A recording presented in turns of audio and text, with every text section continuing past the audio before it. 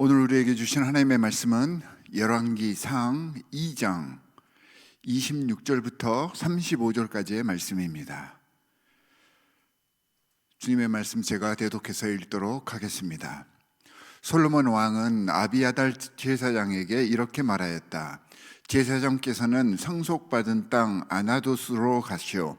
제사장께서는 이미 죽었어야 할 목숨이지만 나의 아버지 다윗 앞에서 제사장으로서 주 하나님의 법궤를 메웠고 또 나의 아버지께서 고통을 받으실 때에 그 모든 고통을 함께 나누었기 때문에 오늘은 내가 제사장을 죽이지는 않겠소.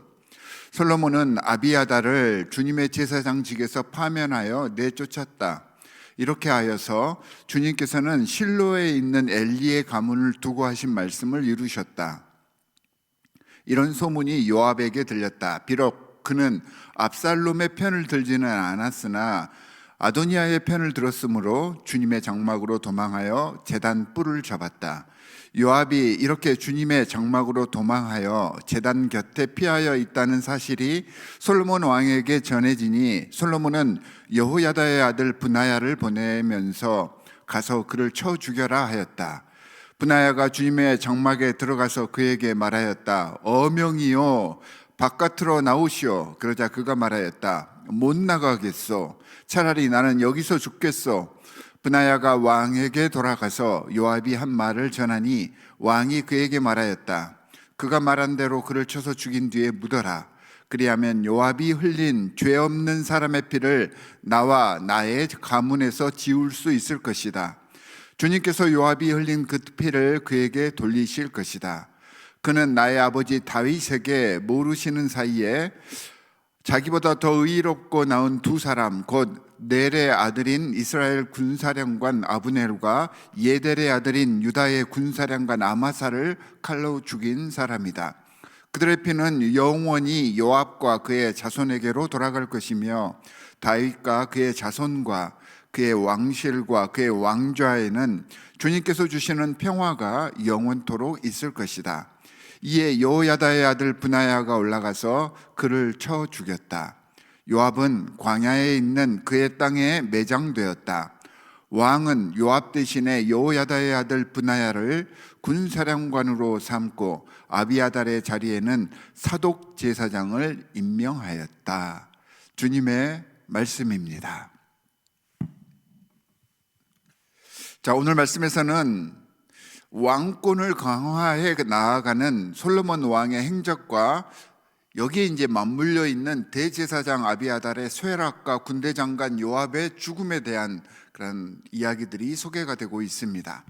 사실 오늘 본문 말씀과 같은 구약의 내용들은 우리가 말씀을 묵상할 때 참 힘든 그러한 부분 중에 하나입니다. 물론 하나님의 뜻을 잘 파악하여서 하나님의 편에 설 수 있는, 그러기 위해서 기도와 말씀 훈련을 통한 하나님과의 관계가 세워져 있어야지 이 말씀을 잘 이해할 수 있습니다. 그럼에도 불구하고 본문 내용과 같은 정치적인 숙청 작업들이 소개가 되고 했었을 때 이 말씀을 어떻게 우리들 삶 속에 적용할 수 있을까라고 하는 것은 참 쉬운 일이 아닌 것 같습니다. 자, 우선 대제사장 아비아달의 그 인생 마지막 선택은 그가 지금까지 해왔던 인생 전반의 모든 평가를 다 뒤집어 엎어버렸습니다. 그는 다윗과 함께 하나님의 의의를 지키기 위해서 노력했던 다윗의 친구이자 상담자였습니다. 또한 백성들의 리더로서의 역할도 잘 감당했었던 그러한 사람입니다. 블레셋으로부터 하나님의 법궤를 되찾아올 때도 그 궤를 직접 메고 오는 일을 진두지휘했던 사람이 바로 이 제사장 아비아달이었습니다. 다윗이 압살롬에게 쫓길 때 거의 대부분의 사람들이 다윗을 배신하고 등 돌릴 때에도 다윗과 그 정의의 편에서 끝까지 함께 다윗을 지키고 하나님의 언약궤를 다윗이 지시한 곳까지 은밀하게 옮겼던 다윗의 신복 중에 신복이 이 대제사장 아비아달이었습니다.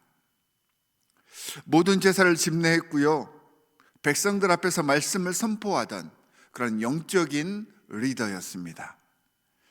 하지만 마지막 순간 세상의 욕심과 왕권 찬탈을 위한 정치적 선택 때문에 진정으로 제사장으로서, 하나님의 사람으로서, 종교적 지도자로서의 모습을 잃어버렸던 것입니다.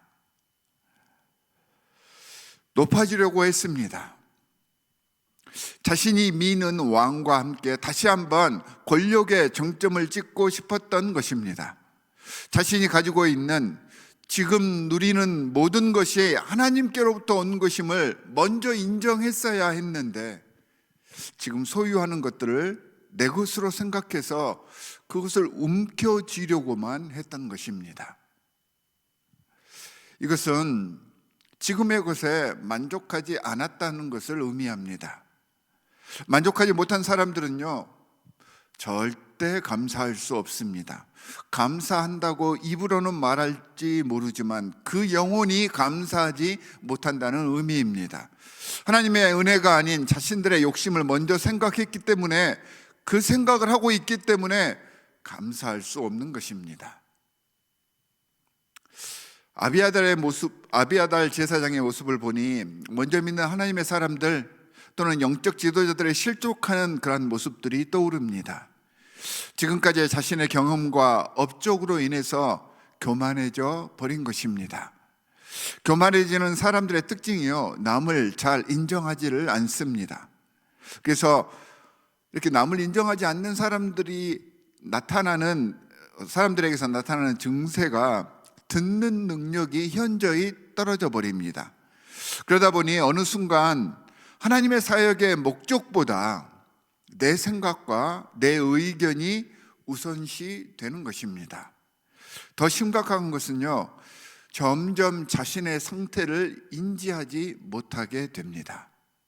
비극이죠. 꾸준하고 같은 모습을 지켜가는 것 굉장히 중요합니다. 사람의 감정과 마음가짐은 아무리 잘 쳐줘도 그냥 놔두면요, 3년 이상을 가지를 못합니다. 계속 노력해야 합니다. 계속 성찰해야 하는 것입니다. 신앙생활도 마찬가지입니다. 끊임없이 기도하고 찬양하고 교육받고 훈련받으며 노력하면서 나아가는 것이 신앙생활인 것입니다.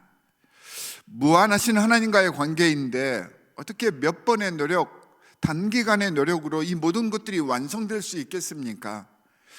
이것이 제사장 아비아달의 모습을 통해 우리에게 요구하시는 하나님의 음성입니다. 하나님의 경고의 말씀인 것입니다. 요압은요, 아비아달과 조금 다른 우리들의 자화성을 볼 수 있게 합니다. 물론 요압도 다윗과 함께 나라를 세운 개국 공신 중에 하나였습니다. 하지만 그의 삶이 아비아달과 같이 다윗이 신뢰하고 모든 사람들이 존경하는 그러한 신실한 삶은 아니었던 것 같습니다. 그는 다윗의 조카였고요, 다윗 왕의 군대 장관을 역임하면서 전장에서 정말로 많은 공을 세웠습니다. 가장 오랫동안 다윗을 섬겼던 신하 중에 한 사람이 바로 이 군대 장관이었던 요압입니다.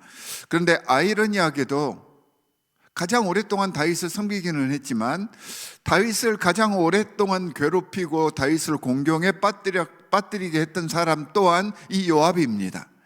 요압은 다윗 왕의 명령을 무시하는 것을 넘어서 다윗을 정면으로 거역하고 협박하는 일도 서슴지 않았습니다.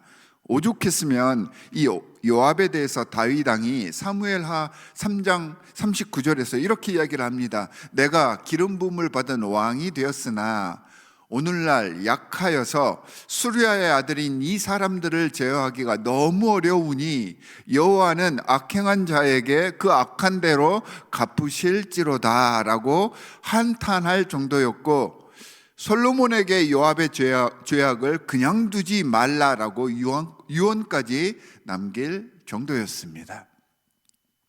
그럼에도 불구하고 요압은 다윗이 늙어 죽을 때까지 그 자리를 보존했습니다. 그는 하나님을 이용하여 스스로를 섬기며 살았던 사람의 대표가 아닐까라는 생각이 듭니다. 자신이 항상 중심이 되어야 합니다. 자신의 생각이 최우선이 되어야 했던 사람입니다. 다른 사람들이 의견을 주면 그 의견을 듣는 채 하지만 결국은 자기가 하고 싶은 대로만 했던 사람이 요압입니다. 자신의 목적을 위해서는 무엇이든지 하는 사람, 그 사람이 요압이었습니다. 자, 이런 사람들과 함께 일을 하게 되면 주위 사람들이 매번 상처받고 고통받습니다. 다윗이 평생 이 요압에게 상처받고 힘들어했으며 다윗처럼 하나님께서 힘들어하셨던 사람이 이 요압입니다. 이 요압과 같은 사람들이 혹시 여러분들 마음속에서 떠오르시나요? 지금 그 사람들을 이야기하는 것이 아니고요, 이 요압의 모습 속에서 내 모습을 발견하라는 것입니다. 주님을 믿고 예수 그리스도의 사랑을 실천한다고 하면서 항상 내 방식대로만 생각하고 다른 사람들을 무언의 압박으로 강요했던 내 모습을 돌아보라라고 이 말씀을 하나님께서 우리에게 오늘 주신 것입니다. 사랑하는 성도 여러분, 아비아달과 요압의 모습을 바라보며 우리 삶 속에서 시도 때도 없이 흘러나오는 이 자고하려는, 높아지려는 마음, 감사할 줄 모르는 태도를 점검해 보시기를 바랍니다. 다른 사람들보다, 하나님보다 나를 먼저 생각하고 이기적인 우리들의 행동으로 내가 속한 공동체의 많은 지체들을 힘들지 않게 하도록 언행의 예수 그리스도의 모델을 비춰볼 수 있는 지혜로운 하나님의 영적 지도자들이 되시는 오늘 하루가 되시기를 주 예수 그리스도의 이름으로 간절히 축원합니다. 함께 기도하도록 하겠습니다. 하나님 감사합니다. 우리를 위해 이 땅에 오신 예수 그리스도의 사랑을 우리는 알고 의지하오니 세상의 것들 바라보지 않게 하시고 매 순간 감사하며 기뻐하는 삶을 살아낼 수 있도록 우리를 인도하여 주시옵소서. 예수께서 우리를 위해 모든 것을 희생하셨듯이 올 한 해 화해하며 하나 되기 위해 우리의 교만과 이기심을 돌아보고 내려놓을 수 있도록 도와주시고 예수 그리스도의 사랑으로 서로를 사랑하며 주위의 지체들을 섬길 수 있도록 우리를 인도하여 주시옵소서. 한 생명을 위해 이 땅에 오신 예수 그리스도의 사랑을 실천하며 증거하게 하시고 겸손히 주님을 섬김으로 나의 섬김이 이 교회를 살리고 내가 속한 공동체를 살릴 수 있는 놀라운 기적의 역사가 일어나게 하여 주시옵소서. 오늘 하루도 이 말씀을 부여잡고 최선을 다하여 승리하는 삶을 살 것을 주님께 서원하오며 우리를 구원하신 주 예수 그리스도의 이름으로 기도하옵나이다. 아멘. 하늘에 계신 우리 아버지여, 이름이 거룩히 여김을 받으시오며 나라의 임하옵시며 뜻이 하늘에서 이룬 것 같이 땅에서도 이루어지이다. 오늘날 우리에게 일용할 양식을 주옵시고 우리가 우리에게 죄 지은 자를 사하여 준 것 같이 우리 죄를 사하여 주옵시고 우리를 시험에 들게 하지 마옵시고 다만 악에서 구하옵소서. 나라와 권세와 영광이 아버지께 영원히 있사옵나이다. 아멘.